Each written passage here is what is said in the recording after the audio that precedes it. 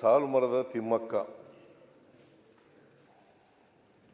ಇವರು 114 ವರ್ಷ ಬದುಕಿದರು. 114 ವರ್ಷ ಬದುಕಿದರು. ಇವರು ತುಮಕೂರು ಜಿಲ್ಲೆ ಕುಬ್ಬಿ ತಾಲೂಕಿನವರು, ನಿಮ್ಮ ಜಿಲ್ಲೆಯವರು. ಅವರು ಪಾಪ ಮಕ್ಕಳಿರಲಿಲ್ಲ, ಮರಗಿಡಗಳನ್ನೇ ಮಕ್ಕಳು ಅಂತ ಸಾಕ್ತಾ ಇದ್ರು.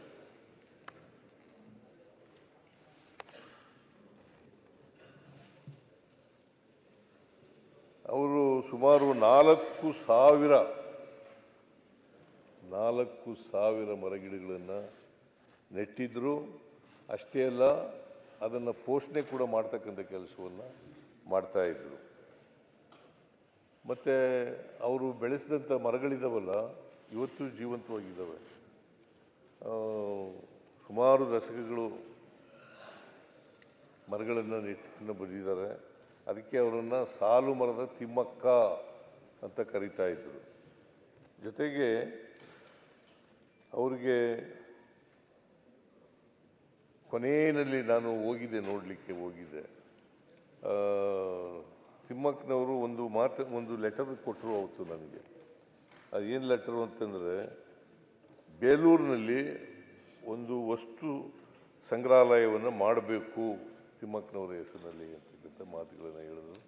ನಾನು ಅದನ್ನು ಗಂಭೀರವಾಗಿ ನಮ್ಮ ಸರ್ಕಾರ ಪರಿಶೀಲನೆ ಮಾಡ್ತದೆ ಅಂತಕ್ಕಂಥ ಮಾತುಗಳನ್ನು ಹೇಳಲಿಕ್ಕೆ ಬಯಸ್ತಾ ಇದ್ದೇನೆ. ಜೊತೆಗೆ ಅನೇಕ ಪ್ರಶಸ್ತಿಗಳು ಅವರಿಗೆ ದೊರಕಿದ್ದವು.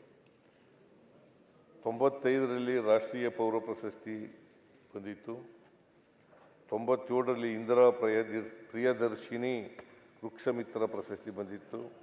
ಕರ್ನಾಟಕ ರಾಜ್ಯೋತ್ಸವ ಪ್ರಶಸ್ತಿ ಬಂದಿತ್ತು. ಹಾಗೂ ನಾಡೋಜ ಪ್ರಶಸ್ತಿಗಳು ಕೂಡ ಬಂದಿದ್ದವು. ಸೊ ಅವರು ಕೇಂದ್ರ ಸರ್ಕಾರ ಅವರು ಪರಿಸರವಾದಿಗಳು ಅಂತೇಳಿ ಮರಗಿಡಗಳನ್ನು ರಕ್ಷಣೆ ಮಾಡ್ತಕ್ಕಂಥ, ಪರಿಸರವನ್ನು ರಕ್ಷಣೆ ಮಾಡ್ತಕ್ಕಂಥ ಮಾಡಿದರು ಅಂತೇಳಿ ಅವರಿಗೆ ಪದ್ಮಶ್ರೀ ನಾಗರಿಕ ಪ್ರಶಸ್ತಿಯನ್ನು ಕೂಡ ಕೊಟ್ಟಿದ್ದರು ತಿಮ್ಮಕ್ಕನವರ ಆತ್ಮಕ್ಕೆ. ಆಮೇಲೆ ನಮ್ಮ ಸರ್ಕಾರ ಅವರಿಗೆ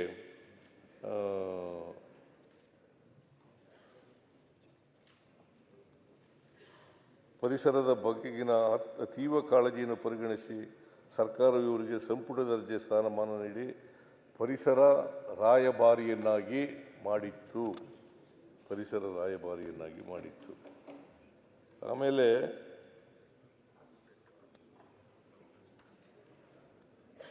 ಇವರ ಹೆಸರಿನಲ್ಲಿ ಪ್ರಶಸ್ತಿ ಕೊಡಬೇಕು ಅಂತ ತೀರ್ಮಾನ ಮಾಡಿದ್ದೀವಿ, ಈಗಾಗಲೇ ಘೋಷಣೆ ಮಾಡಿದ್ದೀವಿ.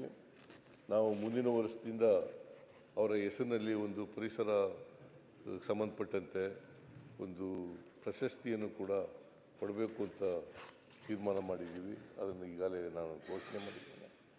ಇವರ ಆತ್ಮಕ್ಕೆ ಶಾಂತಿ ದೊರಕಲಿ ಅಂತೇಳಿ ದೇವರಲ್ಲಿ ಪ್ರಾರ್ಥನೆ ಮಾಡ್ತೇನೆ. ಇವರ ಅಭಿಮಾನಿಗಳಿಗೆ, ಇವರ ಸಂಬಂಧಿಕರಿಗೆ